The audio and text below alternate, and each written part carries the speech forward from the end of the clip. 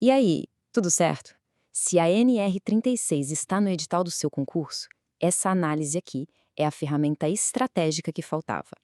A gente vai direto ao ponto: os tópicos que mais caem, as pegadinhas clássicas das bancas e, claro, o que de fato garante aqueles pontos que fazem toda a diferença na hora da prova. Olha só o nosso plano de voo, é tudo bem direto. Primeiro, a gente entende o básico. O que é essa tal de NR36? Depois, passamos pelo vocabulário que garante pontos na prova. Daí, mergulhamos de cabeça na parte de ergonomia e nas diferenças cruciais com a NR17, que é onde muita gente escorrega. Para fechar, a gente vê as regras sobre pausas e faz aquele resumão para fixar tudo. Vamos nessa? Então, vamos começar do começo, né? Para que serve a NR36? Qual é a grande missão dela?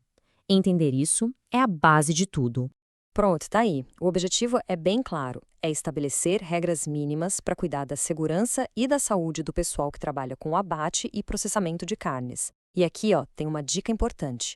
Gravem bem essas três palavras: avaliação, controle e monitoramento. Pensa nelas como tripé da norma. As bancas adoram usar esses termos nas questões. E para a coisa não ficar só na teoria, é disso aqui que a gente está falando: um frigorífico em pleno funcionamento. É esse o cenário, com todos os seus processos, seus riscos bem específicos, e é exatamente aí que a NR36 entra, para botar ordem na casa e proteger a galera que está no batente. Beleza, agora vamos para uma parte que vale ouro, o vocabulário específico da prova. Sabe aquelas palavrinhas que aparecem na questão e, se a gente não souber o que significam, já era? É disso que vamos falar. Dominar esses termos é meio caminho andado para não cair em pegadinha. Vamos começar com uma clássica cheiração. O que é isso? Bom, de forma bem simples, é o ato de afiar a faca usando aquela peça de aço à cheira. Parece bobagem, né? Mas aqui está o pulo do gato para a prova. É uma atividade manual que exige precisão e a palavra-chave é repetitiva. Falou em repetitividade, já acende aquela luzinha de alerta para risco ergonômico. E olha aí na imagem, dá para ver direitinho o movimento. É uma tarefa super importante para o trabalho render e o corte sair bom. Mas, se a gente colocar os óculos da segurança do trabalho, o que a gente vê? Uma fonte clara de movimento repetitivo. E é justamente isso que a NR36 tenta colocar sob controle. Outro termo que pode aparecer e confundir, expostejamento. Na prática, é a desossa. Mas calma, tem uma pegadinha aqui. As bancas às vezes tentam confundir com esquartejamento. A grande diferença, o detalhe que vale ponto, é que o expostejamento não está preso aos limites anatômicos do animal. O foco é mais no processo de separar as carnes. Fica de olho nessa diferença, hein?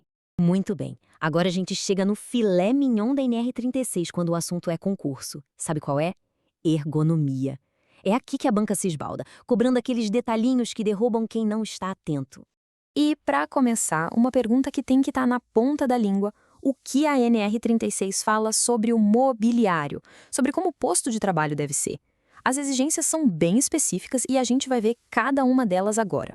O ponto central aqui, a ideia principal, é a alternância de posturas. A norma bate muito nessa tecla. O ideal é que o trabalho permita variar entre ficar em pé e sentado. E quando o posto de trabalho é fixo, parado? Aí tem que ter assento. E atenção, porque agora vem número. E número em NR é questão de prova certa. A proporção é de, no mínimo, um assento para cada 3 trabalhadores. Anote isso aí porque isso cai. Outro item que chove em prova, o apoio para os pés. E a primeira coisa a saber é, não é opcional, é obrigatório. Se os pés da pessoa não encostam no chão, tem que ter o apoio. Ponto.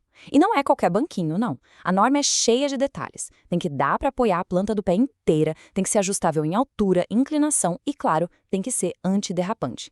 Cada um desses requisitos é uma potencial alternativa certa ou errada na sua prova.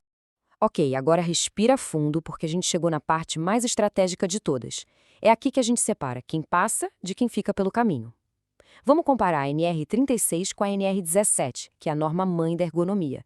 Entender as diferenças é o segredo para fugir das armadilhas.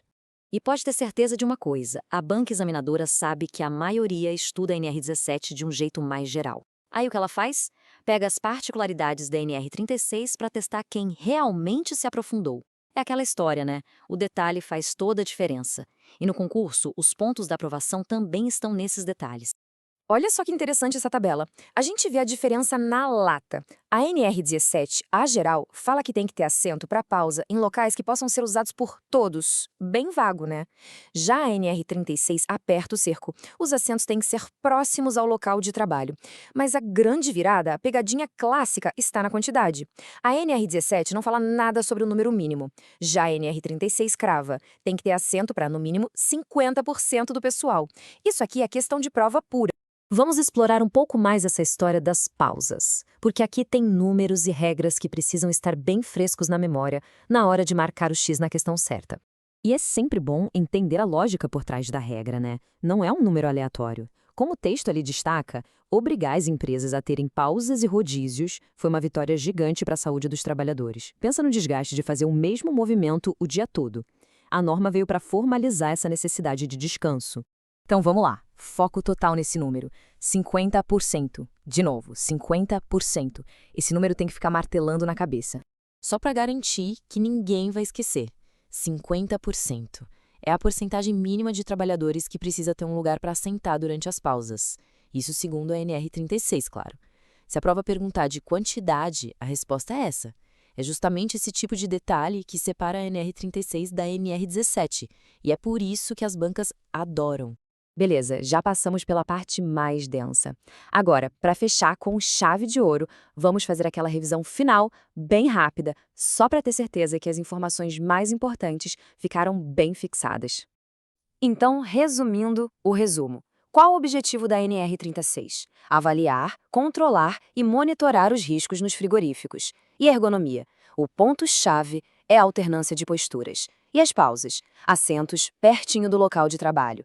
E a pegadinha de ouro, aquela que não dá para errar, NR36 exige assentos para no mínimo 50% do pessoal, algo que a NR17 não tem. Pronto, o essencial tá aí. E é interessante, né? Depois de ver tudo isso, o jeito de olhar para uma cena como essa muda completamente. A gente não vê mais só um frigorífico. A gente começa a enxergar os postos de trabalho, os possíveis riscos ergonômicos, os detalhes onde a norma se aplica. O conhecimento muda a forma como a gente vê o mundo, de verdade. E para terminar, vou deixar um desafio. Olhando de novo para essa imagem, com tudo que a gente conversou, quantos riscos e quantos requisitos da NR36 dá para identificar aí? Pensa na postura das pessoas, no tipo de mobiliário, em como o trabalho está organizado. Fazer esse exercício mental é a melhor maneira de consolidar o aprendizado e ir para a prova com muito mais confiança.